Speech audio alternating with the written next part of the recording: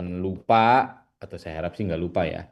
Mungkin perlu diingatkan kalau kita punya deformasi itu spektrumnya dua ujungnya. Satunya yang brittle, satunya ductile. Kayak yang ductile itu bedanya sama brittle adalah ketika yield strength-nya terlewati, ini titik merah ini merepresentasikan yield strength atau kekuatan dari batuan terlewati, kemudian dia mendapatkan untuk misalnya sesuatu yang brittle kan ketika kita punya sebuah blok wafer, terus kita patahin tengahnya, setelah dia split, itu strainnya nggak nambah, kontinuitas sebutnya. Jadi sebuah zona spesifik atau narrow, bukan narrow, spesifik yang narrow, atau sebuah zona yang tertentu yang ada dalam batuan yang mengakibatkan batuan menunjukkan proses deformasi. Sementara kalau pada ductile, deformasinya itu di spread pada sebuah volume batuan.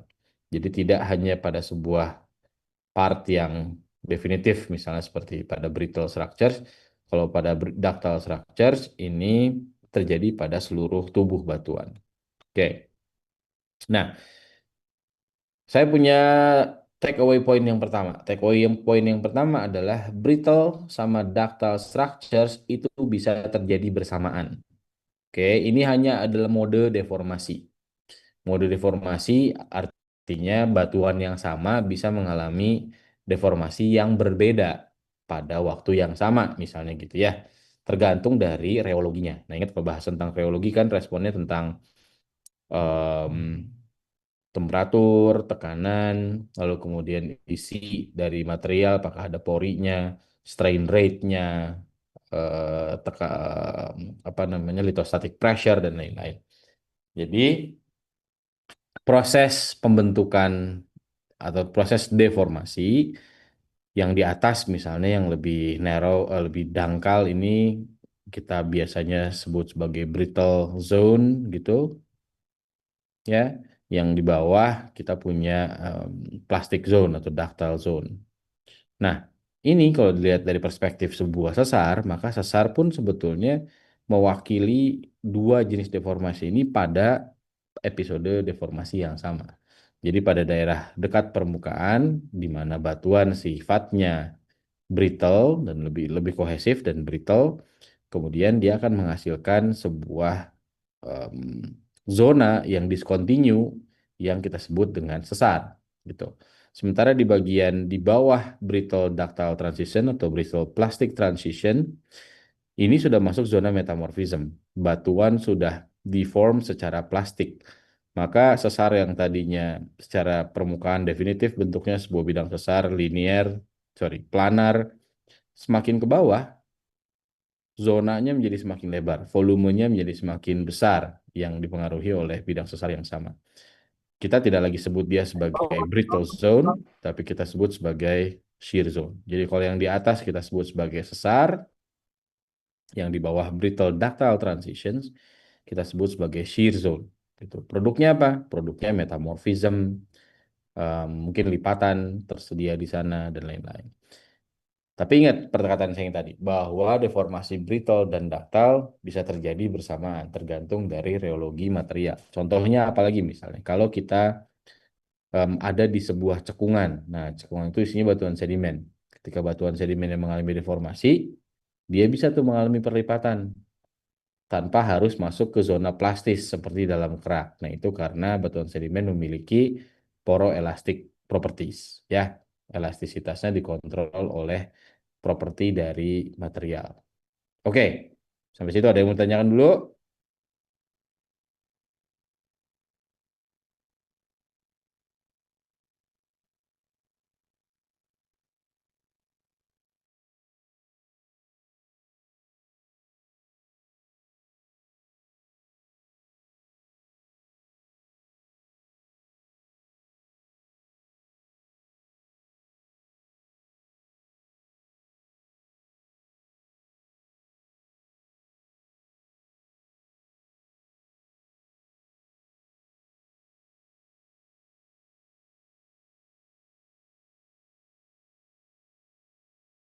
Kalau sepi-sepi aja. Ada yang mau tanya nggak?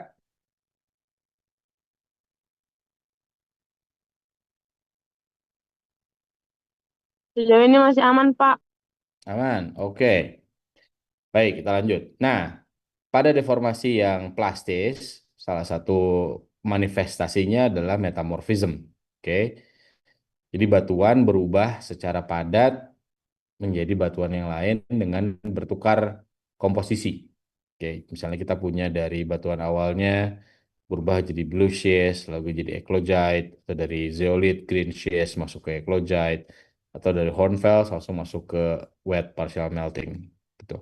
Ini adalah sebuah jalur yang mencerminkan perubahan tekanan dan temperatur. Jadi kalau dua komponen ini coupling di bawah permukaan sana, maka any material yang bisa mencapai tekanan tertentu dengan temperatur tertentu akan mengalami hal yang sama. Gitu ya, tergantung dari porsi tekanan versus temperaturnya. Kan ada yang jalur yang blue shear sama eclogit ini jalur yang tekanannya tinggi tapi temperaturnya nggak terlalu tinggi, ya kan? Ada yang temperaturnya tinggi tapi tekanannya nggak terlalu tinggi. Ada yang keduanya punya roles yang sama, misalnya di jalur yang tengah itu. Ini tergantung dari proporsinya, maka kita akan end up dengan batuan metamorfism yang berbeda. Jadi poin kedua adalah metamorfism itu adalah eh, manifestasi dari deformasi plastis. Oke. Ini contohnya, kalian bisa lihat di Ambon kan banyak sekali tuh ya batuan metamorf. Kalian bisa ambil sampelnya.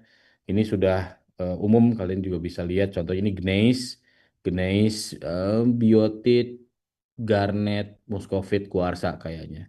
Ini kuarsanya, kalian lihat yang ada noda noktah merah-merah ini garnet, yang hitam-hitam itu kemungkinan biotit, yang rada silvery mungkin dia muskovit.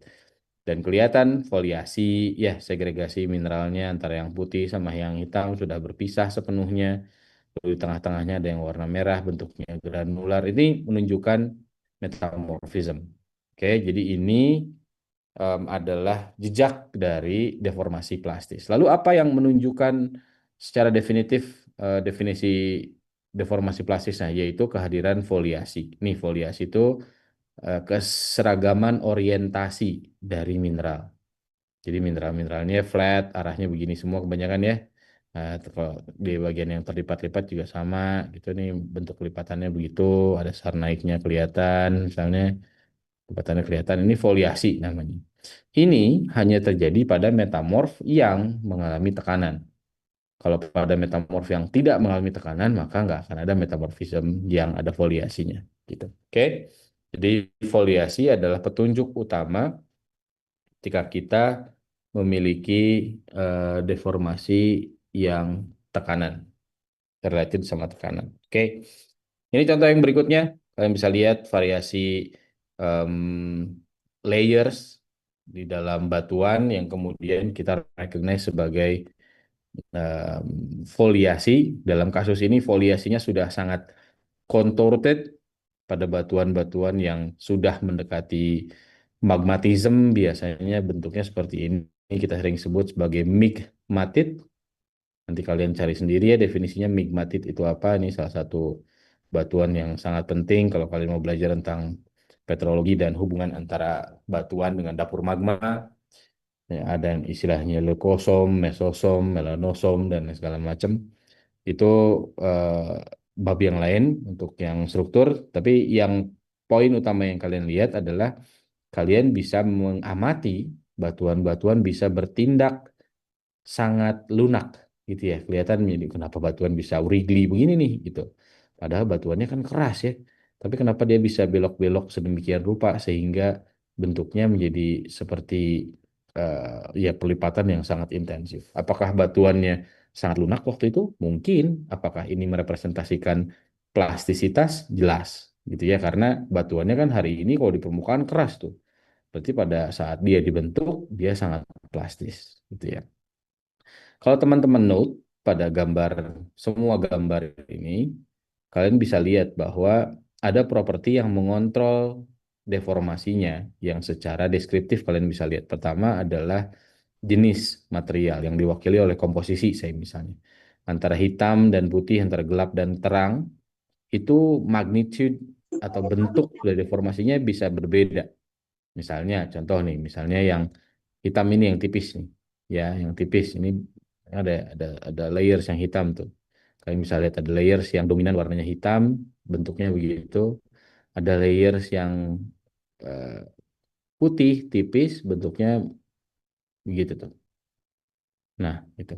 Ini juga sama. Yang hitam begini, yang putih tebal begitu. Sementara yang putih tipis, misalnya ini ada putih tebal kan, ini ada putih tebal begitu bentuknya. Yang putih tipis begini. Lebih bervariasi bentuknya dan punya amplitudo lipatan yang beda-beda.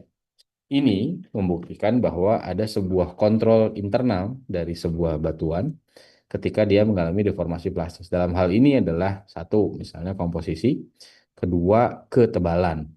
Ya, jadi kalau kita punya variasi ketebalan, maka kita bisa melihat berbagai jenis bentuk deformasi yang tidak hanya berkaitan dengan bagaimana batuan itu dideformasi, tetapi bagaimana batuan itu merespon deformasi.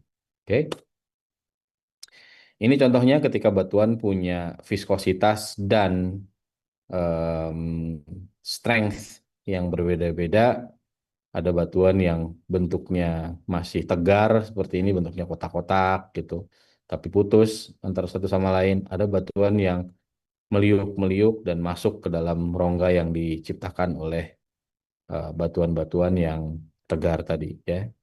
Jadi kalian ada kontras material yang berbeda yang menyebabkan kita bisa mengidentifikasi bahwa pada saat deformasinya terjadi, batuan ini memiliki strength yang berbeda-beda atau behavior, sifat yang berbeda-beda pada saat deformasi terjadi. Oke, ini kita juga bisa lihat batuan yang sama lalu ditarik sedemikian rupa sehingga dia eh, tipis bagian tengahnya nih, ya kan kelihatannya sama kayak misalnya kalau kalian punya permen karet, habis dikunyah, kalau kalian nggak jijian gitu, diambil dari mulut, tarik gitu. Nah, yang kalian pegang kan tebel tuh ya, tapi di bagian yang ditariknya, di bagian yang ditariknya tuh sangat tipis gitu.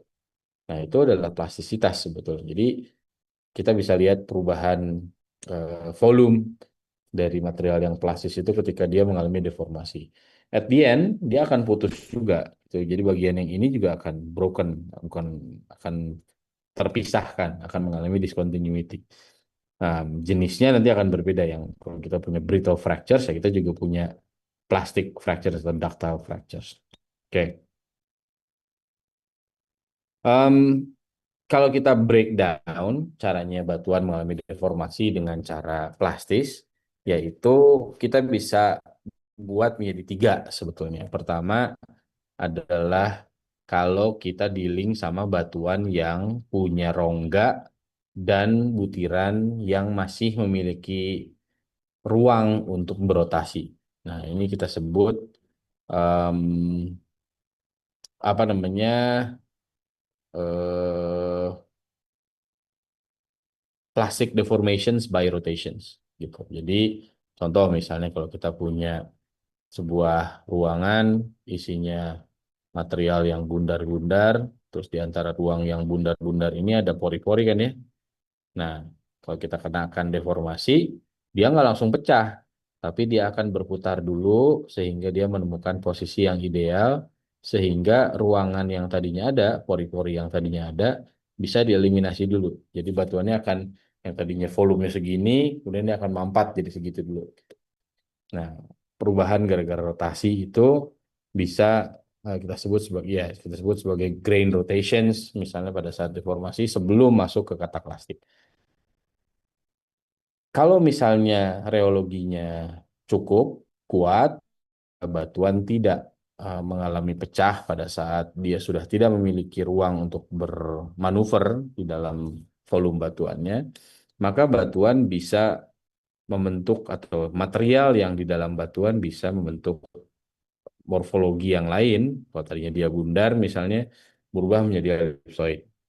Kalau misalnya tadinya lonjong, sorry, tadinya cube, misalnya itu tadinya persegi panjang yang sumbunya tidak terlalu berbeda jauh menjadi lebih flat, misalnya. Itu gara-gara dia memiliki deformasi pada butiran. Oke, jadi Yang terdeformasi adalah butirannya. Ya, Roland, silahkan. Pak mau izin. Ya, silakan, silakan, Roland. Izin mana? Izin bertanya atau izin kemana? Pak, kalau untuk mekanisme deformasi ini nih khusus untuk batuan sedimen ya Pak? Enggak, Atau salah satunya. oh kalau kalau misalnya di batuan beku kan itu dari kristalin-kristalin ya Pak. Nah itu Betul. contoh apakah konsepnya sama dengan mekanisme deformasi yang ini Pak?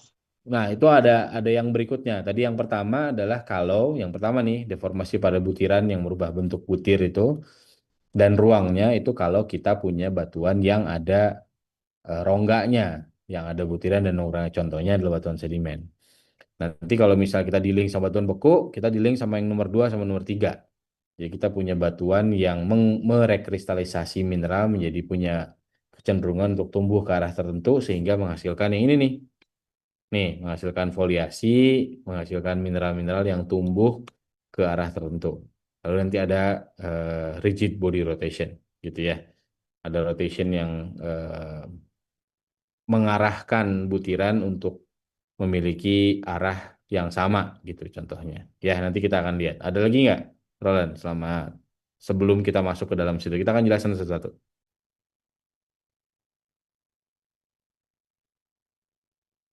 Ada Pak.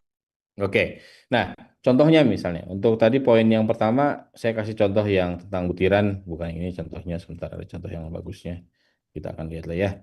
Yang berikutnya adalah kristal berkembang pada arah tertentu. Nah, ini contohnya sederhananya gini. Misalnya Roland dan teman-teman masuk ke elevator, masuk ke lift, udah penuh nih, di liftnya udah banyak orang gitu.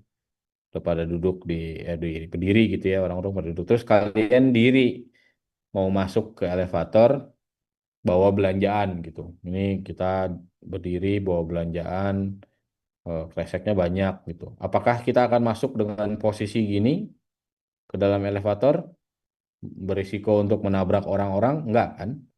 Kita akan menyesuaikan ruang di elevator itu sehingga mungkin kita akan memiringkan badan kita gitu ya, akan meninggikan badan kita supaya kita bisa mengisi space yang kosong. Misalnya kita ada space yang kosong di sini ya kita isi space yang kosong di sini.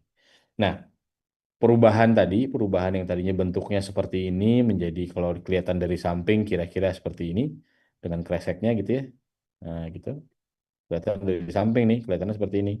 Dengan kalau tadi kan besar volumenya terus kemudian merespon dari ruangan yang tersedia hanya segini, maka kita menyesuaikan tubuh kita untuk masuk ke dalam space yang itu. Nah, ini pada dasarnya adalah foliasi. Jadi membentuk deformasi itu dibentuk oleh kristal-kristal yang berkembang secara definisi mengalami rekristalisasi namanya. Rekristalisasi pada arah tertentu. Ya, arah tertentunya ya ini nih arah tertentunya. Yang arah vertikal ini ya, misalnya kita akan ngisi space di sini ya, gitu. Kita nggak akan ngisi space di situ terus tabrakan sama orang gitu kan dengan bawa-bawa belanjaan yang banyak-banyak. Tapi kita akan mengisi space. Nah, itu namanya foliasi. Jadi itu terjadi pada batuan metamorf gitu. Batuan beku gimana deformasinya? Kalau misalnya dia behave-nya sebagai batuan beku yang strong dekat permukaan ya brittle, dia akan patah-patah. Tapi kalau misalnya dia masuk di temperatur yang tinggi, tekanan yang tinggi, maka dia akan jadi batuan metamorf dulu. Baru kemudian dia mengalami perubahan yang berikutnya. Ya, metamorf ya cara salah, salah satunya adalah ini nih. Jadi yang tadinya random, kita punya butiran yang arahnya ke situ, butiran yang arahnya ke sini, ada yang ke situ, ada yang ke sini, misalnya ada yang ke sana. Setelah mengalami metamorphism, dikasih pressure sama temperatur dari arah tertentu, misal kita kasih satu volume batuan gitu, ini akan menjadi sesuatu yang memiliki kecenderungan perkembangan kristal ke arah yang sama gitu. Nah, gini. Nah, ini namanya metamorphism. Jadi yang tadinya kita punya kristal yang orientasinya random, gara-gara proses penambahan temperatur dan tekanan atau pengurangan temperatur dan tekanan pada saat dia sudah pada kondisi yang paling tinggi misalnya, Proses ini namanya metamorphism. Salah satu ciri dari metamorphism adalah memiliki yang namanya foliasi. Gitu. Ilustrasinya seperti kita naik elevator yang udah banyak orang tadi. Kalau udah terlalu banyak orang, kita nggak akan bisa memaksakan ruang kita kan. Sama kayak juga kalau kalian lihat orang lomba, ya orang lomba renang, udah lagi sama gitu. Orang orang lomba renang kita punya awalnya dari sini, ini posisi renangnya, terus kita punya finishnya di situ misalnya gitu. Kita tahu finishnya di sini nih. Jadi space-nya kita constrain bahwa finishnya di situ. Maka orang renangnya posisinya gini semua kan, ke sana gitu. Ini tangannya, kakinya ke situ. Nggak ada tuh orang yang mau berenang dengan finish line di sini, tapi renangnya posisinya ke sana gitu gayanya. Badannya ke situ nggak ada kan. Nah, itu yang namanya foliasi gitu. Jadi karena ada tekanan, kalau dalam orang berenang ya tekanannya pengen menang gitu. Tapi kalau dalam batuan ya pressure sama temperatur. Nah, ini menyebabkan mineral-mineral tumbuh punya preferential orientation yang kita sebut sebagai foliasi. Gitu, Ron. Jawab nggak? Jawab, Pak. Oke. Nah, masih di poin yang nomor dua ya. Nah, kristal itu pada saat dia tumbuh, bagus, maksudnya baik, tumbuhnya kan sesuai dengan komposisi kimianya. Tapi kadang dia memiliki ketidaksempurnaan, ada defeknya.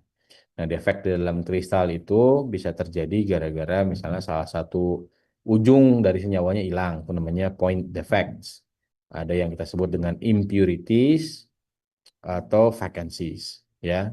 Apa itu impurities? Nih, impurities. Kalau misalnya senyawanya semua udah rapih, tapi terus kemudian di tengah-tengah ada senyawa, ada unsur yang lain yang nyangkut di situ nggak berikatan dengan em, batuan atau unsur yang lainnya, dia menggantikan. Berarti kan kalau dia menggantikan itu berarti punya muatan yang sama, tapi dia nggak sama. Nah, itu namanya impurities. Nah, impurities ini kadang-kadang malah bikin jadi sesuatu menjadi lebih spesial. Contoh, misalnya kita punya kuarsa. Kuarsa itu kan silikon oxides gitu ya.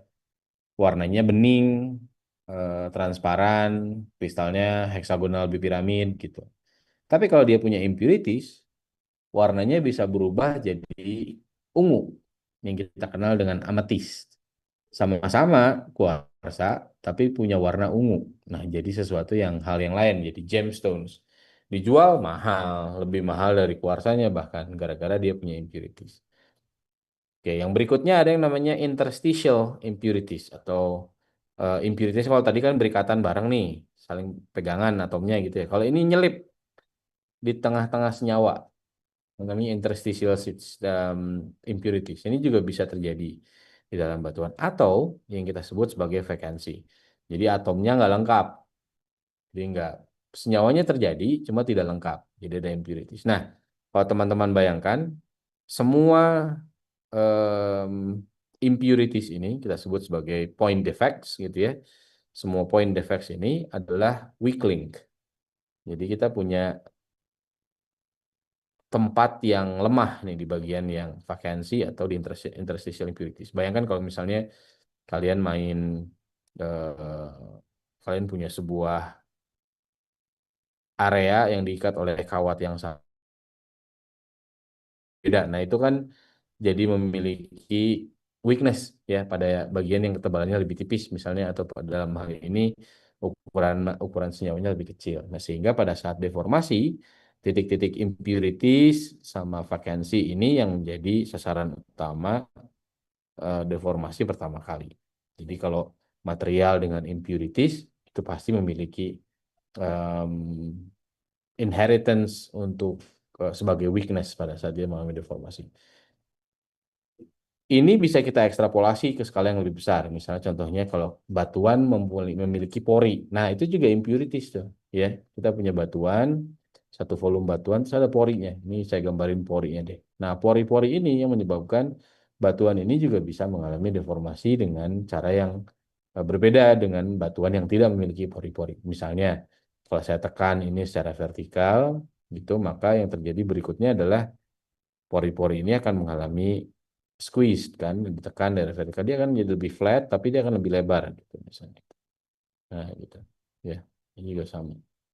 Nanti lama-kelamaan kalau misalnya ditekan lebih banyak, membentuk eh, fractures yang lain yang kecil-kecil gitu, maka at the end kita akan generate fractures yang menghubungkan tiga impurities tadi. Gitu. Kebayang ya? Jadi impurities ini konsepnya penting nih dalam sebuah deformasi. Oke,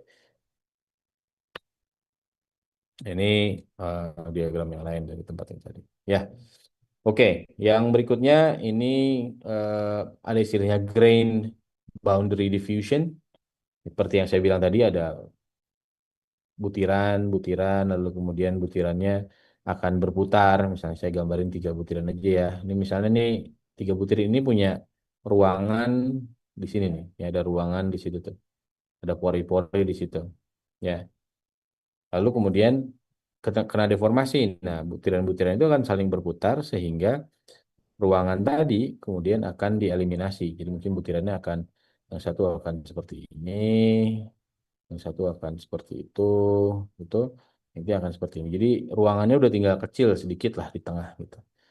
Itu namanya rotation pada saat kita mengalami deformasi. Nah, kemudian setelah tidak bisa mengalami rotation lagi dan tidak terdeformasi secara brittle, misalnya dia masuk di zona yang plastik, lalu apa yang terjadi pada butiran itu? Butirannya akan saling kontak kan, sehingga kalau kita zoom di sini bagian itu, maka kita punya butiran kontak dengan butiran yang lain. Nah, butiran-butiran yang dua kontak ini misalnya akan memiliki zona difusi pada kontaknya tadi. Jadi kontaknya ini kita sebut sebagai sutura, sutura butiran. Nah, kalau kalian nanti lihatin section pada butiran-butirannya kelihatan ada sutura, nah ini ciri dari deformasi plastis. Lalu sutura itu isinya apa? Nah, kalau kalian zoom lagi di bagian situ, kita punya bagian grain, ini yang saya gambar sutura dari tengah. Ini practically sebenarnya adalah intergrowth. Sorry, bukan intergrowth, namanya overgrowth gitu. Jadi misalnya ini kristal silika kuarsa misalnya ya. Ini juga kuarsa misalnya gitu. Nah, misalnya dua. Maka ini sebenarnya juga adalah kuarsa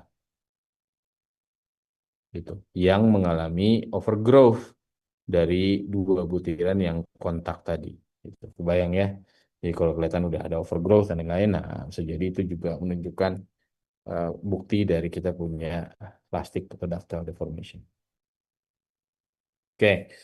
Lalu ada proses yang menarik lagi namanya difusi. Ini kalau kalian main puzzle zaman dulu sih, zaman saya SD ada puzzle yang isinya ada kotak 9 gitu.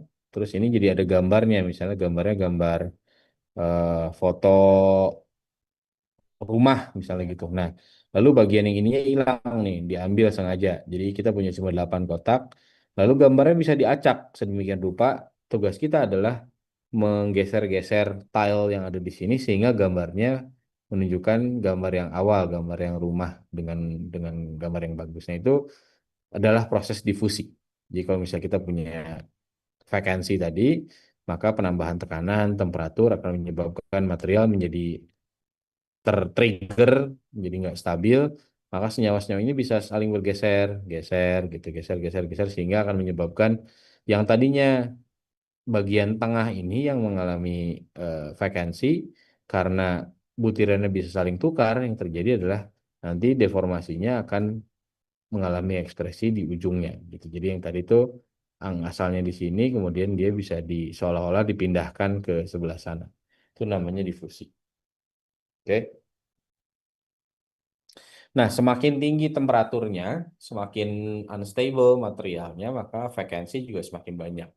Apalagi kalau kita punya banyak mineral-mineral yang berpotensi melepas volatil misalnya, gas-gas yang unstable, maka kita bisa punya vakansi lebih banyak. Maka dari itu deformasi akan likely untuk terjadi. Ada proses yang mirip dengan difusi, tapi sifatnya, kalau tadi kan difusi atomnya yang bergeser. Kalau ini koneksinya yang bergeser. Misalnya, tadinya kita punya atom senyawa yang mengalami deformasi seperti ini, dia digeser ke sana. Ada bagian yang unstable, misalnya di pojok situ. Lalu ketika satu tangannya putus, gara-gara dia unstable, tangannya akan berikatan dengan tangan yang lain, menyisakan satu tangan yang unstable, lalu dia akan digeser ke em, searah lateral atau searah directional tertentu, yang kemudian akan mentransfer ruang hasil perpindahan atom tadi ke tempat yang lain, sehingga at the end dia akan memiliki yang kita lihat sebagai discontinuity, misalnya seperti itu. Ya, akan terlihat bentuknya berbeda. Ini kita sebut sebagai dislokasi. Jadi yang berpindah adalah materialnya. Oke. Nah, struktur-struktur minor ini dalam skala batuan ada, kita bisa bedakan, ada yang struktur bidang sama struktur garis. Kalau yang struktur bidang ini bagian yang brittle structures yang di biru ini ya, ini brittle. Nah, yang di em, hitam ini adalah yang plastik deformation. Jadi nanti ada yang namanya cleavage, ada hubungan antara foliasi dan granulation fabric. Nanti secara linear kita akan lihat serabut-serabut dari mineral, sumbu lipatan yang kecil-kecil, ada budong, ada misalnya intersection lineation antara satu struktur dengan struktur yang lain, ada rods, ada mullions yang mineral yang bentuknya panjang-panjang gara-gara dia ditarik gitu. Nah, itu yang akan kemudian kita definisikan sebagai rock fabric. Oke, yang pertama adalah cleavage. Ini struktur-struktur mikro yang kecil-kecil. Kalau kita di link sama batuan metamorf, kita punya yang namanya cleavage. Cleavage itu adalah kecenderungan material, dalam hal ini batuan, untuk belah ke arah tertentu. Kalau kita punya perlapisan, kalau kita lihat di masing-masing individual perlapisannya, itu sering kita lihat ada eh, garis-garis yang memotong perlapisannya. Halus-halus gitu kelihatannya. Jadi garis-garis compaction cleavage ini berhubungan dengan compaction cleavage pada lapisan yang lain, kemudian dia bisa em, menjadi sesuatu yang menerus gitu, yang kita sebut sebagai pencil cleavage. Oke, kalau teman-teman aware sama arah panahnya, yang ini arah panahnya dari arah vertikal, artinya bebannya dari arah vertikal. Jadi ini hasil burial. Oke, jadi compaction cleavage adalah hasil burial, hasil pemendaman material ditumpuk oleh material yang ada di atasnya.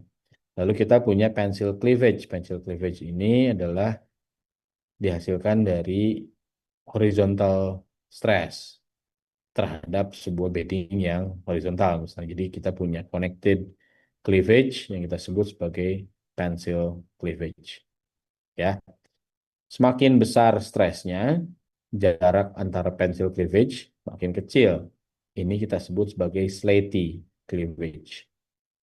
Jadi kita akan punya cleavage yang memotong perlapisan dengan rapat. Kalau pencil cleavage dia jarang-jarang, kalau slatey cleavage dia rapat-rapat. Ingat, hubungannya dengan perlapisan tuh, perlapisannya di atas, slatey cleavage-nya tegak lurus dengan perlapisan. Oke. Lalu kalau misalnya dia mengalami deformasi yang lain, misalnya ini kan ada horizontal stress, berarti kemudian dia dideformasi oleh stres yang lain. Saya misalnya untuk argumen dia dideformasi dengan stres yang berbeda dari arah vertikal atau arah tertentu.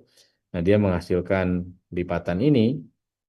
Nah, lipatan ini kita sebut sebagai crenulation. Oke, ya.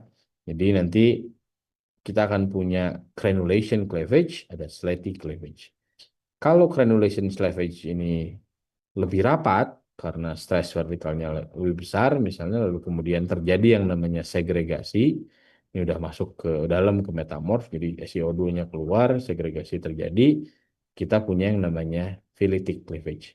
Jadi ini batuan metamorf yang namanya slate atau sabak, ya, ini sabak. Ini batuan metamorf yang namanya phylit. Nah, yang metamorf yang sabak, makanya orang sering berdebat, oh ini masih masih metasedimen, karena orang belum melihat phylitic cleavage-nya. Jadi belum melihat granulation cleavage yang memotong slatic cleavage. Pada saat kita memiliki phylitic cleavage, dan segregasi mineral seperti SiO2 atau yang lain akan memisahkan diri dari senyawa yang sudah ada sebelumnya. Oke, ini namanya cleavage ya. Jadi ada yang hasil burial, ada yang hasil deformasi. Yang burial aja namanya compaction, yang hasil deformasi ada yang pencil cleavage, semakin tinggi derajatnya akan berubah jadi granulation cleavage dan filative cleavage. Nah, bentuk dari cleavage itu macam-macam. Ada yang smooth, ada yang halus, kalian bisa ikuti jejaknya gitu ya. Ada yang putus-putus gitu ya. Walaupun putus-putus tapi masih kelihatan kecenderungannya arahnya gimana. Ada yang namanya anastomosing seperti saling sentuh gitu, saling balap, kalau maksudnya saling sambung seperti sungai braided channel misalnya gitu. Ada yang stylolytic yang sifatnya seperti rekaman EKG jantung gitu misalnya. Ini kalau misalnya kita ambil dari pencil cleavage gitu, kita ambil dari blok yang ini bisa memiliki stylolytic yang bentuknya gitu. Jadi seperti rekaman EKG jantung, set gitu ya. Nah, tiap kali kita lihat puncak dari stilolitnya, ini menunjukkan arah dari stres paling besar. Gitu. Sama seperti halnya yang kita lihat privilege pada ini. Ini sigma satunya dari sini ceritanya. Gitu. Oke. Nah, rock cleavage beda sama mineral cleavage ya. Kalau mineral cleavage kan kayak biotit misalnya atau muscovite, kan dia secara natural sudah memiliki cleavage belahan mineral yang bentuknya berlembar gitu. Atau misalnya hornblenda belahannya dua arah, sulitnya 120 atau 60 derajat gitu. Itu mah mineral cleavage. Kalau rock cleavage itu disebabkan oleh deformasi. Ya, ingat. Jadi yang ini hasil dari deformasi, yang ini hasil dari mineralisasi atau pembentukan mineral. Oke. Nah, ini contoh beberapa yang kita sebut sebagai cleavage. Tadi ingat ada slaty cleavage, ada compaction cleavage, ada pencil cleavage. Kalau udah rapat seperti ini nih, udah intensitasnya rapat sekali gitu. Nah, ini kita sebut sebagai slaty, apalagi di atasnya tuh kelihatan lebih rapat lagi ya. Arah garis yang hijau saya udah tidak mewakili representasi dari banyaknya garis yang ada di situ. Terus perlapisannya mana? Nih, perlapisannya ini. Nah, kelihatan ada perbedaan jenis warna ya. Ini ada putih, yang ini agak merah dikit, yang ini agak orange gitu, yang ini agak merah coklat sedikit. Ini tebal gitu. Ini eh, itu kan kelihatan ya. Kalau pencil cleavage-nya terjadi di situ. Kita bisa gambarkan kalau perlapisannya ini, pencil cleavage-nya itu berarti stresnya datang dari arah sini. Itu kan kelihatan ya. Lalu kita punya foliasi yang advance, nanti kita akan lihat lagi namanya gneiss. Ini udah mulai kelihatan segregasi mineral-mineral yang eh, orange, putih gini sama mineral-mineral yang hitam, ukurannya besar-besar. Ini foliasi yang berbeda. Namanya gneissic foliation. Kalau kita punya cleavage lagi nih, contohnya ini ada em, perlapisannya. Kalau lihat mungkin kita bisa lihat ini perlapisan ini perlapisan gitu, sejajar dengan arah palu, lalu ada cleavage-nya. Ini yang pencil cleavage. Tuh, jaraknya masih agak jauh-jauh ya. Nah, dia motong em, perlapisan. Oke, lalu ada yang lain, misalnya seperti kita punya lipatan kayak tadi misalnya. Nah, di dalam lipatan ini kalau kita lihat, ini ada banyak cleavage arahnya begini juga. Oke, nah ketika dia em, ekspansif di dalam sebuah batuan, semua satu volume batuan yang mengalami hal yang sama, maka kita sebut sebagai fabrik. Jadi bukan hanya pada kontak aja misalnya atau berada pada sebuah area yang lokal aja, itu kita nggak sebut sebagai rock fabric. Kalau sudah penetratif ke dalam satu volume batuan, maka kita sebut sebagai fabrik. Ya, contohnya ini hampir semua batuan mengalami proses yang sama kan, kelipat ke sana kemari gitu, kelipat-lipat sini. Ini udah macam-macam lipatannya, bisa kita lihat dari ujung sana sini. Wah, semacam. Nah ini satu volume ini udah mengalami deformasi yang kelihatannya menyeluruh, gitu. Nah, kita sebut sebagai fabrik. Ini juga sama, ini kita sebut sebagai budin, ya. Budin itu material yang tadi tuh yang punya kontras densitas yang berbeda, kemudian dia mengalami deformasi dengan cara yang berbeda pada saat terdeformasi. Salah satunya adalah budin, yaitu membentuk lonjong ini nih, kita sebut sebagai lozeng shapes. Overall geometri namanya boudin, seperti sausages menurut bahasa Perancis. Nah, ini bentuknya ini menunjukkan dia tadinya mungkin bentuknya sama begitu tuh, cuman kemudian ditekan sehingga dia menghasilkan bentuk-bentuk yang paralel seperti ini. Ini bukan foliasi ya, ini beda lagi nih. Kalau foliasi kan orientasi dari kesejajaran mineral. Kalau ini mah material tadinya udah jadi materialnya, kemudian dia mengalami deformasi. Nah, ini namanya budinage. Ini struktur garis. Kalau foliasi tadi struktur bidang. Kalau budinage itu struktur garis. Ini contoh yang lain dari perlapisan. Ya, teman-teman bisa lihat perlapisan karena warnanya berbeda. Ini putih sendiri, dia terlipat-lipat gitu. Terus dia dipotong oleh cleavage. Nah, ini hubungan antara perlapisan atau foliasi dengan cleavage ini sering di dalam studi metamorf ini kita sebut sebagai S, yang ini S nih, yang mengikuti perlapisan atau foliasi ini C. Gitu. Jadi tipikal dari batuan metamorf yang terdeformasi kuat ini kita memiliki namanya S C fabrik, ya. Fabrik S ini berarti ini penetratif nih di seluruh tubuh batuannya punya yang beginian. Jadi foliasi dipotong oleh granulation cleavage gitu. Nah, ini cleavage nya nih. Ini istilahnya granulation cleavage. Oke, ini juga sama nih. Ini perlapisannya, ini foliasi atau perlapisannya, foliasi atau perlapisan. Nah, bisa lihat ini juga foliasi atau perlapisannya. Terus kita bisa lihat cleavage-nya. Ya, ini cleavage-nya. Kita masuk ke sana. Oke, cukup jelas ya. Nah, kalau misalnya kita dealing sama ukuran butir yang berbeda, nanti akan punya results yang beda-beda juga gitu. Kalau misalnya dia halus, ya dia akan ke ukurannya yang slaty, nanti kalau semakin kasar dia akan granulate, atau semakin besar seperti ini akan jadi foliasi gitu, akan punya geometri yang lebih besar lagi mineral-mineralnya sehingga bentuknya nggak bisa lagi jadi mampat gitu kayak slaty cleavage. Jadi semakin tinggi derajat metamorfismenya, biasanya semakin lebar spacingnya, foliasinya. Gitu. Semakin segregasi mineralnya semakin kelihatan. Kuarsa ngumpul jadi kuarsa gitu kan. Nanti ada biotit di sekitarnya, meliuk-liuk gitu. Nah, ini menunjukkan deformasi yang sudah advance. Tuh, ya. Ini melihat dari domain dari cleavage-nya. Jadi dari scaling. Ini contohnya juga sama. Jadi yang tadi ini perlapisan dipotong oleh pensil cleavage yang arahnya begitu. Ya, sebenarnya. Ini ilustrasi saja. Misalnya kalau kita punya batuan yang kayak akan kuarsa, feldspar, biotit, misalnya gitu, terus kita kenakan metamorfism, tergantung dari derajat metamorfismnya, nah dia bisa berpisah nih. Yang tadi nyampur kan, putih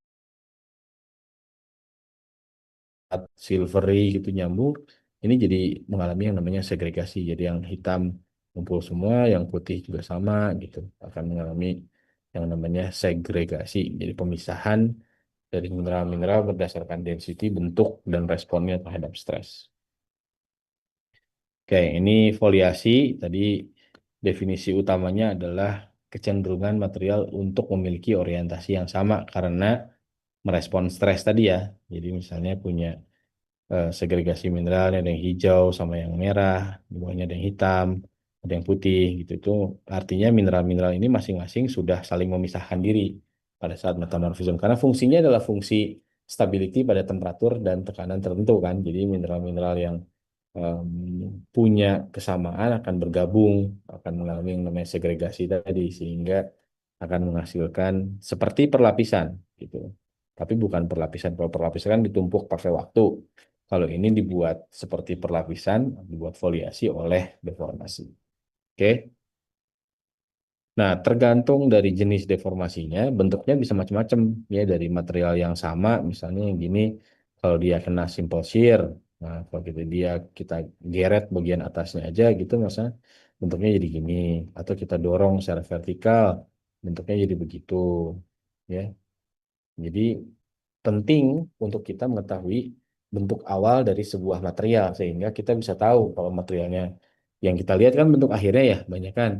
Jadi kalau kita udah tahu bentuk akhirnya kira-kira oh ini material awalnya begini nih. Kita bisa work out kira-kira dia mengalami deformasi apa aja. Oke. Ada pertanyaan dulu?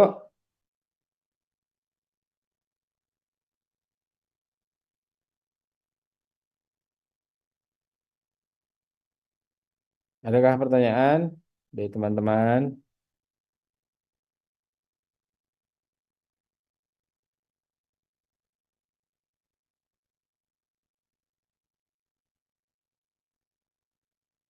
Mungkin belum ada, Pak. Belum. Nah, lalu kita lihat yang namanya foliasi ya. Apa sih foliasi tadi? Kuncinya foliasi adalah orientasi, kecenderungan mineral memiliki orientasi ke arah yang sama. Oke, jadi yang kita sebut foliasi ini apa? Oke, kita lihat yang foliasinya. Misalnya kita punya sebuah cube isinya material dengan random orientation, seperti itu. Lalu cube-nya kita tekan searah vertikal, misalnya searah vertikal, arah horizontal, begitu. Maka yang kita lihat adalah cube-nya akan mengalami compress, kemudian sisi ini kita akan melihat mineral-mineral mengalami foliasi kan, gitu ya.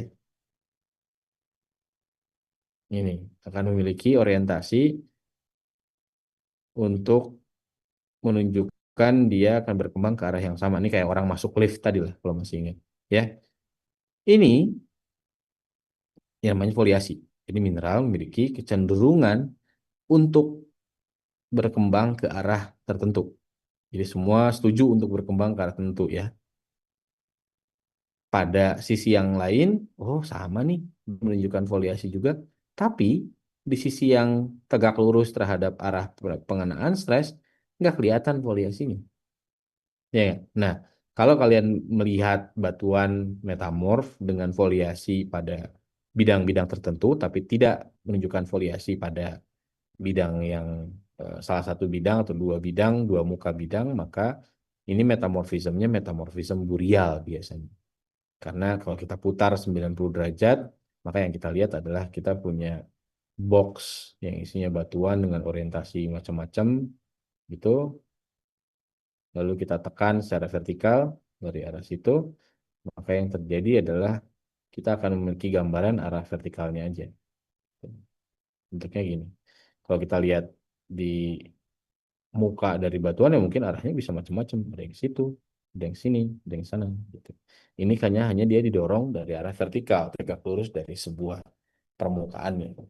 Beda halnya kalau misalnya kita punya deformasi yang sifatnya shear stress. Kalau yang tadi istilahnya kalau masih ingat namanya adalah pure shear atau pure stress atau pure shear itu. Kalau yang ini namanya simple shear atau shear stress. Oke, shear stress itu gayanya di-apply pada sebuah permukaan tapi tidak tegak lurus terhadap permukaannya. Jadi dia memiliki efek rotational. Nah, ini akan menyebabkan material memiliki foliasi pada semua muka bidangnya.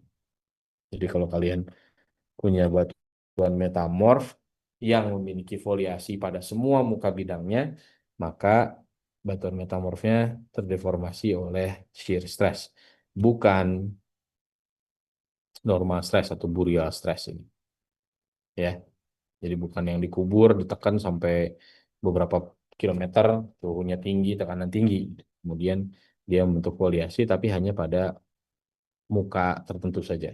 Kalau dia foliasinya pada semua mukanya, maka kita dealing dengan shear stresses. Oke.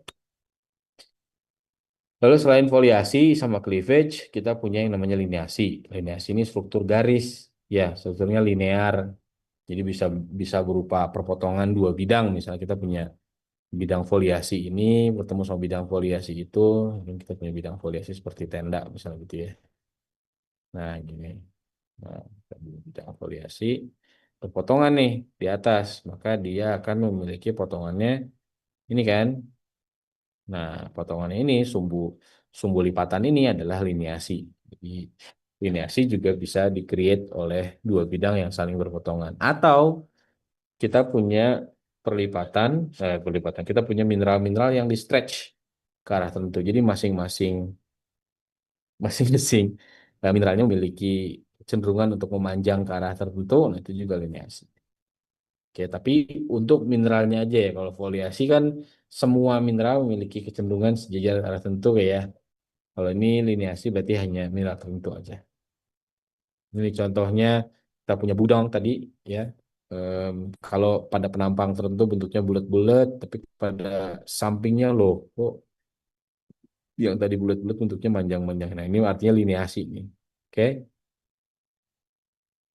ini contohnya lineasi atau struktur garis. Tadinya mungkin materialnya bulat-bulat besar seperti ini terus ditekan dari arah vertikal misalnya sehingga jadi seperti flat begini bentuknya lonjong-lonjong semua dan kalian bisa lihat ini menunjuk ke arah yang sama ya jadi deformasinya mungkin barengan gitu semuanya bukan mungkin pasti barengan semuanya karena semuanya flat ke arah yang sama. Nah, karena kita juga berurusan dengan reologi maka kita akan berurusan dengan bentuk atau hasil dari deformasi yang beda-beda. Kalau misalnya kita dealing dengan material yang brittle sama material yang lebih ductile, misalnya kalau kita punya extension fractures, ya material brittle akan bikin fractures yang tegak aja begini, putus gitu kayak kotak-kotak gitu, kayak coklat box begitu. Tapi semakin dia plastis, bagian yang putusnya itu akan mengalami perbedaan bentuk seperti fish misalnya gini, kayak kayak mulut ikan gitu bentuknya. Nah, ini menunjukkan kalau materialnya udah tidak brittle lagi, dia udah plastik tapi belum plastik sekali. Kalau dia plastik sekali, dia akan membentuk augen seperti ini nih. Seperti mata gitu ya kelihatannya. Kalau misalnya kita dealing sama extension fractures. Kalau kita dealing sama shear fractures, itu maka kalau yang brittle ya kayak Toblerone gini bentuknya ada symmetrical shear fractures. Tapi kalau semakin ductile, semakin bentuknya tidak angular gitu bentuk material mengalami deformasinya. Di bawah sini nggak ada karena shear itu nggak bisa bikin material eh, secara apa namanya deform dengan simetris karena materialnya udah sangat weak berarti ya yang akan cenderung untuk membentuk yang asimetrik. Ini seperti yang domino block faulting kalau pada brittle structures, kalau pada yang ductile kita bisa melihat bentuknya yang seperti eh, belah ketupat, kemudian mengalami distorsi pada bagian ujung-ujungnya. Semakin plastis materialnya, semakin besar defleksi dan stretching faktornya gitu. Jadi semakin lebih besar materialnya semakin bisa di stretch semakin jauh, gitu. Semakin dia plastik. Oke, ini gambaran di bawah ini menunjukkan material yang beda-beda punya faktor duktilitas yang beda-beda. Misalnya satunya kita punya kuarsa atau feldspar gitu ya, sama kuarsa dan feldspar dibandingkan dengan mika. Ini ada mika, ada muskovit mungkin. Muskovit mah dia melakukan aja di dalam sini nih. Dia bisa mengikuti bentuk dari deformasi dengan baik gitu. Tapi kalau kita bandingkan material yang keras-keras seperti kuarsa, bentuknya akan berbeda-beda. Nah, kuarsa yang besar ukurannya yang masih sendirian strong, cukup strong, maka dia akan mempertahankan bentuknya. Tapi kuarsa yang lebih, nah, dia juga bisa mengalami distorsi itu bentuknya kelihatan sudah berubah. Ya, ini contoh dari Budinage yang jadi fabric karena dia pervasif di dalam batuan, jadi seluruh partnya mengalami hal yang sama. Ini batuan dengan viskositas yang berbeda nih pasti ya, ada yang strong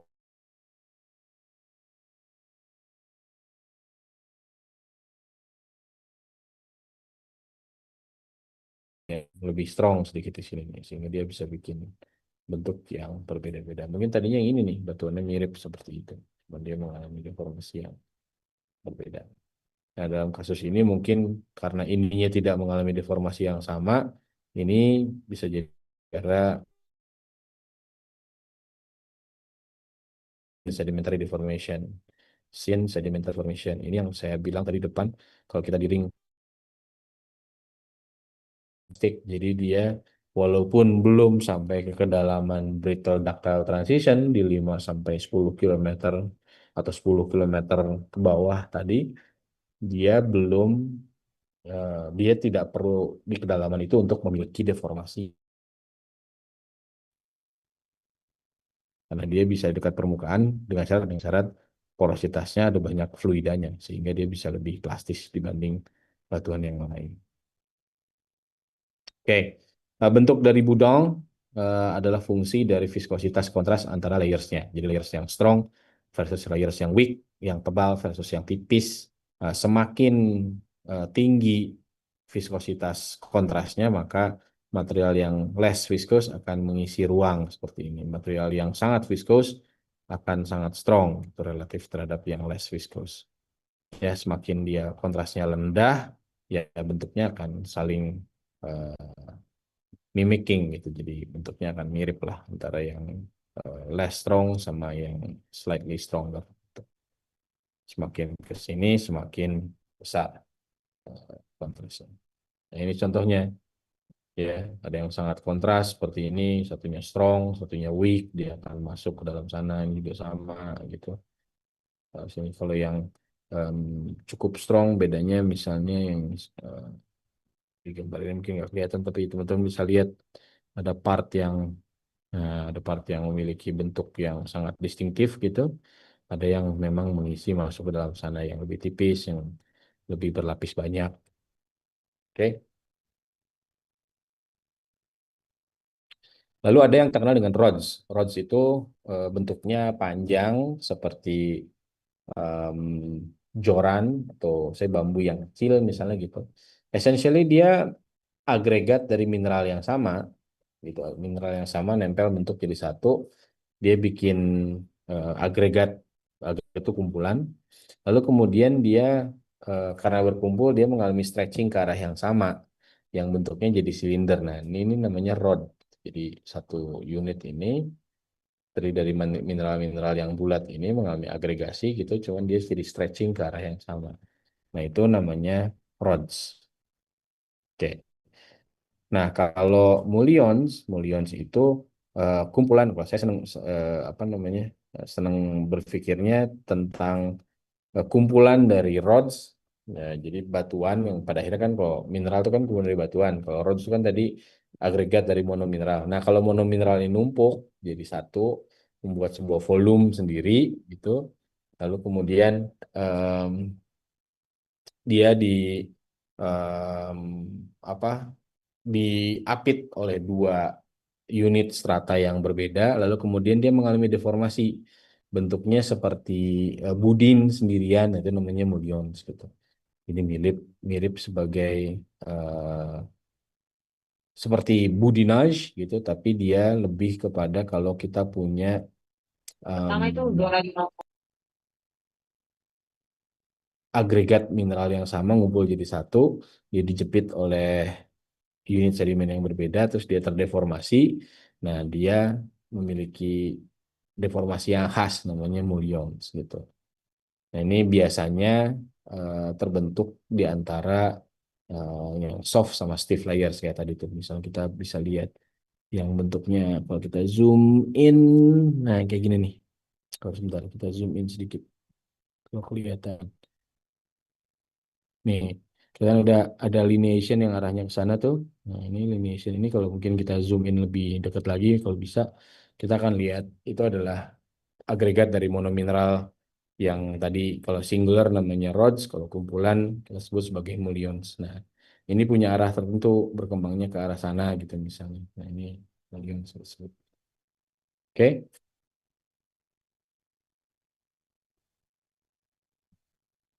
saling isi gini nih. Nah, jadi Kayak apa ya? Kayak kalau kita cari ada sih makanan yang kayak gini apa ya? Saya cari dulu bentuknya. Ini kalau sulit memahami ini gambarnya ini misalnya ini yang soft. Nah, softnya tadi akan masuk ke dalam situ. Yang stiffnya akan hold bentuknya seperti ini. Nanti yang softnya akan mengikuti bentuk yang disediakan oleh yang stiff. Nah, kayak gitu. Ya, dan kelihatan.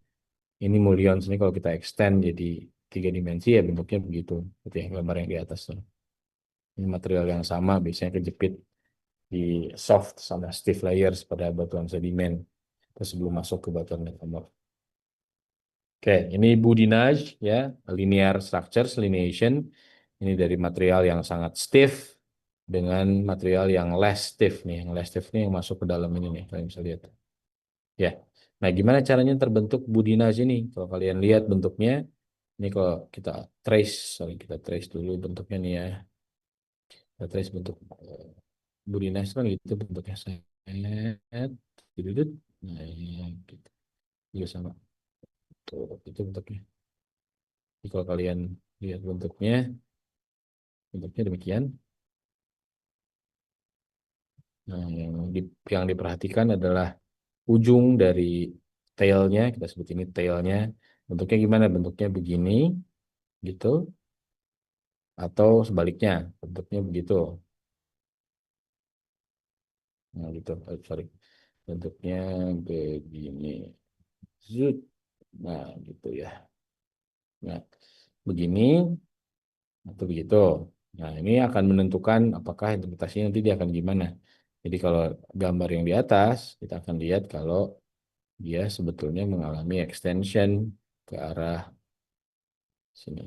Ini dia mengalami extension begini. Sup, sup. Nah, jadi tadinya kita punya blok yang warna putih tebal, gitu. Lalu dia dikompres secara vertikal, nah dia akan dipotong-potong di situ. Jadi dia akan mengalami distorsi bentuknya, gitu.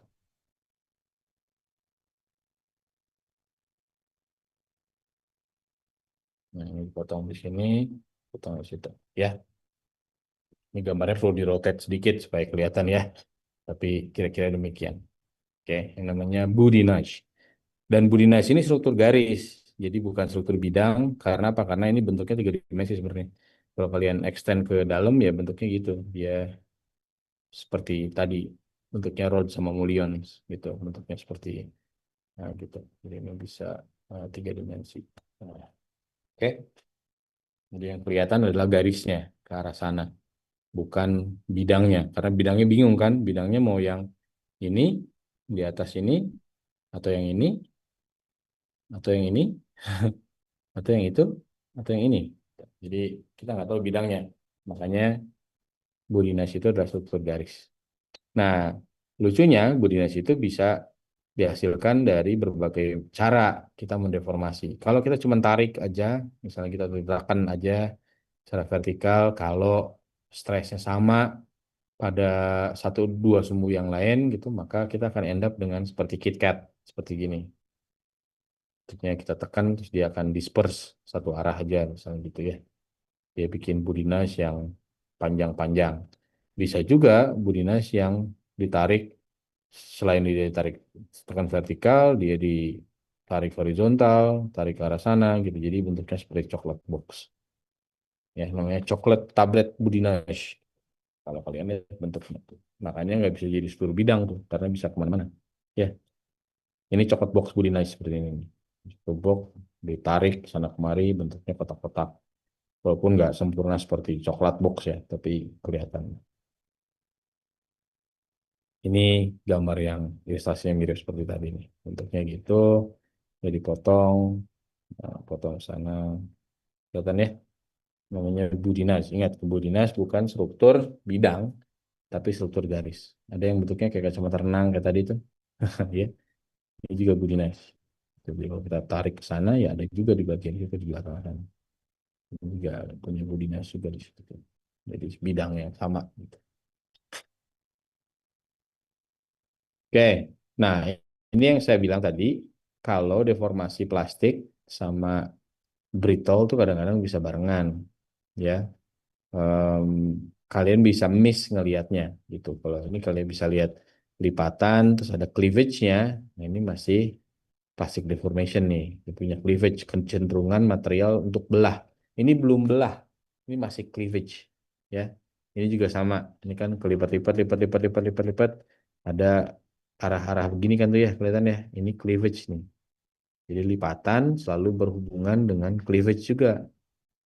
Jadi belum tentu isinya adalah semua sesar, atau bisa jadi cleavage-nya isinya belahan. Nah, kalau sudah sangat berkembang, memiliki displacement seperti itu, nah, ini mungkin kita dealing sama ductile fractures. Ini bisa jadi nih, udah ada pergerakan yang signifikan gitu, maka kita bisa bikin dia sebagai sesar misalnya. Nah, karena saking teraturnya deformasi, mereka sangat predictable kalau kita dealing dengan material yang juga predictable. Gitu. Nah, kita punya lipatan. Nah, kadang-kadang karena kita punya berbagai jenis tadi materialnya kan bisa beda-beda ya, ada yang tebal, ada yang tipis, ada yang kuat, ada yang weak gitu. Maka di dalam sebuah lipatan kadang ada micro fold ya, atau lipatan mikro. Nah, misalnya lipatannya gambarnya begitu tuh, ini potongan penampangnya ya.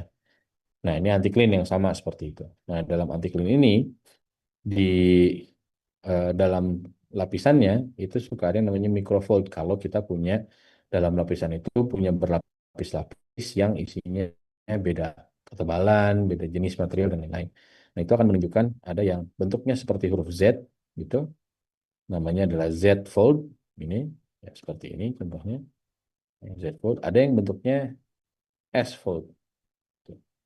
Z sama S ini sama aja bentuknya kan sebenarnya, cuman dia akan punya puncak yang berbeda. Jadi kecenderungan untuk menunjuk puncak yang berbeda. Nah, kalau teman-teman perhatikan bentuk kurvaturnya, kalau yang Z fold itu menunjukkan arah puncaknya ke arah sana. Yang S fold juga menunjukkan puncaknya ke arah sana. Jadi kalau misalnya kita eh, punya sebuah eraser, ya hapus misalnya, wah hilang semua. Misalnya kita cuma punya di lapangan nih, di lapangan cuma punya data ini aja nih di lapangan. Ada batuan kesingkap begitu gitu ya, nggak tahu perlapisannya nggak kelihatan, cuma lihat ada microfoldnya. Nah, dengan prinsip itu kita bisa menggambarkan kira-kira lipatannya gimana. Oh, lipatannya gini nih kira-kira nih. Kenapa? Karena tadi kita dealing dengan S fold sama Z fold. Gitu. Ya, jadi microfold ini bisa dipakai untuk mencari puncak dari struktur karena kecenderungan dia untuk berkembang ke arah yang sama. Ini juga kalau kita terusin bentuknya sebenarnya sederhana. Ini akan ke arah sana gitu. Ini bentuknya gitu. Nah, di puncaknya kita akan dealing dengan yang namanya M-fold. Nah, itu balik jadi S-fold ke sini. Ya, gitu ya. Nah, di puncaknya kita punya yang namanya M-fold. Jadi kalau misalnya kita punya ada lapangan, ada singkapan, di sini ada batu nih, beddingnya nggak kelihatan. Tapi kita punya M-fold kecil-kecil gitu. Nah, kita bisa tahu nih kalau ini adalah puncak lipatan somewhere, somehow gitu. Bayang ya? Berarti di sebelah kanan kirinya kita akan nemukan Z-fold dan menemukan S-fold. Gimana kalau misalnya di lapangannya gambarnya oh, yang ini S-fold, ini S-fold bentuknya ini misalnya gitu ya, di sini S fold, terus di sini Z foldnya gitu. Nah, kalau dengan prinsip yang sama, lihat puncaknya nih. Ini puncaknya ke sana, berarti kita nggak tahu ya, karena kita nggak punya singkapannya. Tapi yang ini kan menunjukin dia ke arah situ tuh. Ini juga sama, dia nunjukin ke arah sana. Jadi kita tahu kalau yang ini adalah sinkline, misalnya gitu. Bentuknya. Ya, kelihatan ya. Set. Nah, oke. Jadi namanya lipatan mikro. Ya, tampangnya begini. Memang tidak semuanya menyenangkan. Tapi kalau kalian lihat apa yang kita bicarakan ada semua. Berbeda ketebalan, berbeda respon. Ini cuma satu lipatan begini, teman-temannya begitu, ya kan? Lipat-lipatnya banyak banget. Beda material, beda respon. Ada yang gelap versus yang terang. Ini juga satu, misalnya yang terang satu kali lipatan, yang gelapnya cuma satu aja nggak kelihatan lagi jenisnya. Oke? Jadi ini namanya lipatan mikro tadi atau parasitic fold atau microfold. Dan bentuk lipatannya bisa macam-macam ya. Teman-teman udah dapatkan pernah lipatan ya sebelumnya ya. Jadi akan dilihat dari sayapnya, dari sumbunya, dari bidang sumbunya dan lain-lain. Oke, ini etalase dari gambar-gambar aja. Teman-teman bisa lihat sendiri dengan contohnya. Ini udah ada N-nya, Budin namanya. Ini bentuknya sama ya, menunjukkan struktur plastis yang seperti kita gambarkan tadi. Oke. Nah, satu lagi mungkin terakhir, yaitu tentang balik lagi ke gambar yang pertama sebetulnya. Yang pertama-pertama tadi tentang anatomi dari bidang sesar. Selalu ingat kalau brittle sama ductile deformation itu bisa terjadi barengan. Artinya gini, kalau kalian nemu di lapangan ada brittle sama ductile deformation, jangan selalu langsung bilang, wah ini harus ada dua deformasi yang berbeda gitu. Belum tentu bisa jadi satu deformasinya, satu mewakili yang dalam, yang lewat dari brittle ductile transition zone ini nih yang kita sebut sebagai BDT, brittle ductile transition. Jadi masuk di sini namanya plastic deformation ya kan, jadi shear zone ya. Kalau ini namanya shear zone, yang di atas ini namanya fault zone gitu. Padahal ini sama nih deformasinya ya.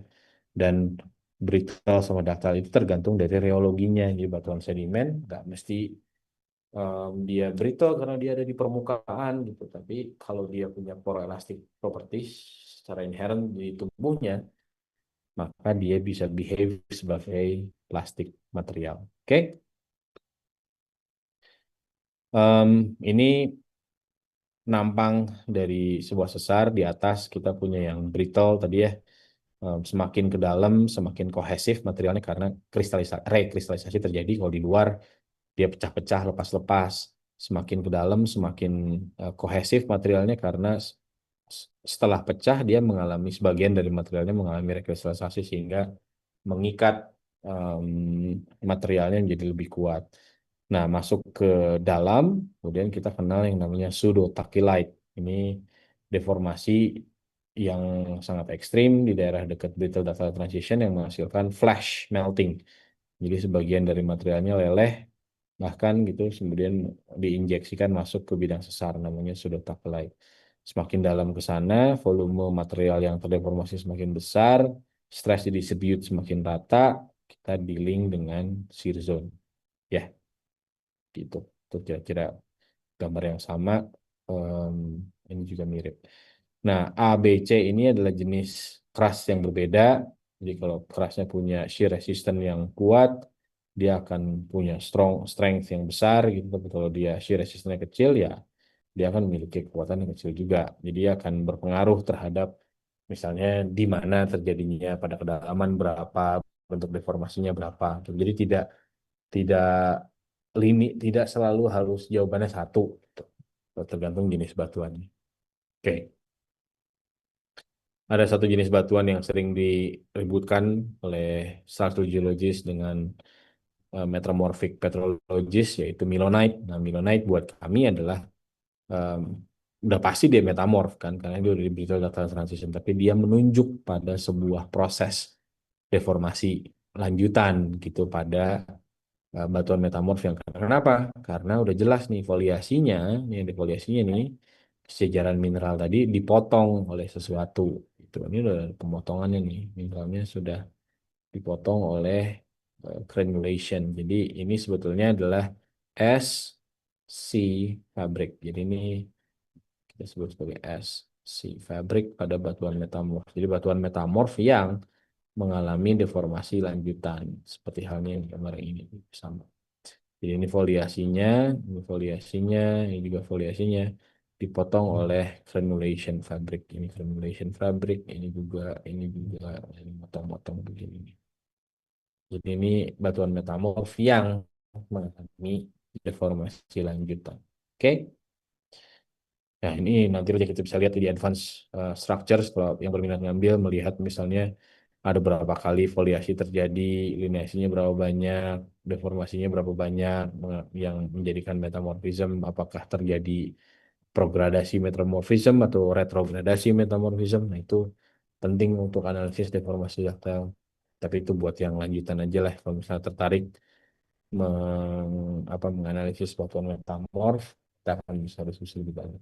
Oke, kemudian tadi lihat ini juga bisa tinggal gambar. Oke, ada pertanyaan?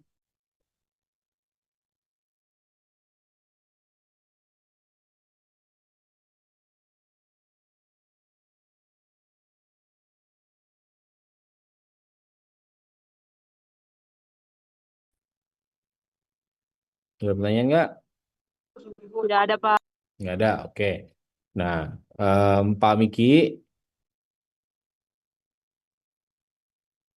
Pak Miki mana ya?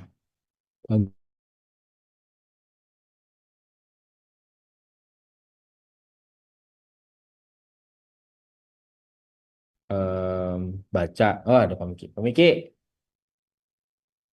Ya, Pak, selama ini udah dikasih tugas belum sama Pak Meli sama Pak Asep? belum, belum, belum, Pak. Pak Miki nggak dengeran. Belum dikasih tugas, Pak.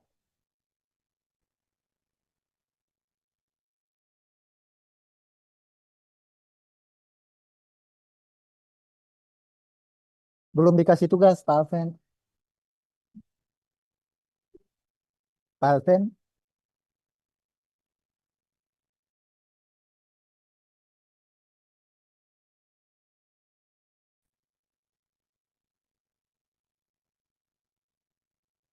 Pak Miki masih mute, masih mute. iya Pak Alven. Oke, Pak, Ya, selama ini udah belum, dikasih tugas belum belum sama dikasih Pak tugas, Pak. sama Pak Belum, belum. Meli sama Pak Asep belum ya? Belum bisa, Pak Alven. Mungkin ada Belum, satu tugas benar, aja nih belum, buat belum. ya untuk memperdalam konsep tentang brittle sama ductile deformation. Tugasnya sederhana sebenarnya.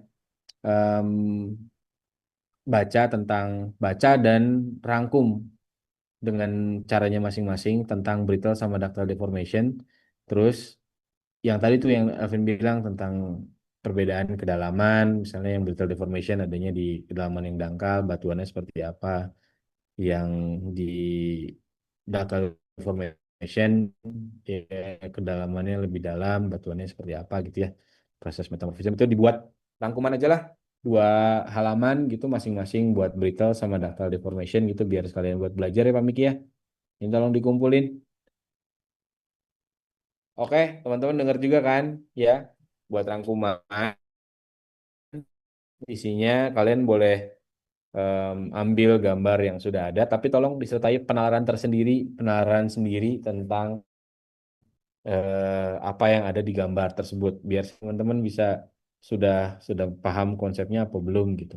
Diskusi boleh, bisa dikerjakan bersama boleh, tapi melaporkannya masing-masing, gitu ya Pak Miki ya, biar dapat nilai masing-masing. Baik, cukup dulu mungkin kalau nggak ada pertanyaan, kecuali kalau ada pertanyaan silahkan.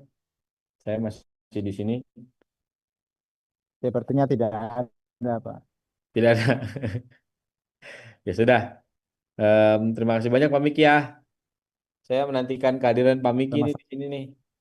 Sudah lama. Ya, terima kasih banyak teman-teman juga sudah hadir di pertemuan siang ini. Kalau ada pertanyaan tentang tugasnya, boleh tanya Pak Miki, boleh tanya saya, boleh tanya Pak Meli juga, kan ada grupnya. Tapi sederhananya tadi, tolong bedakan antara brittle sama ductile deformation berdasarkan aspek yang kita bahas tadi, reologi, kedalaman, sama jenis deformasinya gitu ya. Terima kasih banyak. Selamat siang. Assalamualaikum warahmatullahi wabarakatuh. Makasih Pak Alven. Waalaikumsalam, Pak. Terima kasih, Pak. Makasih para mahasiswa. Makasih, Pak. Saya pamit ya. Pak, makasih, Pak.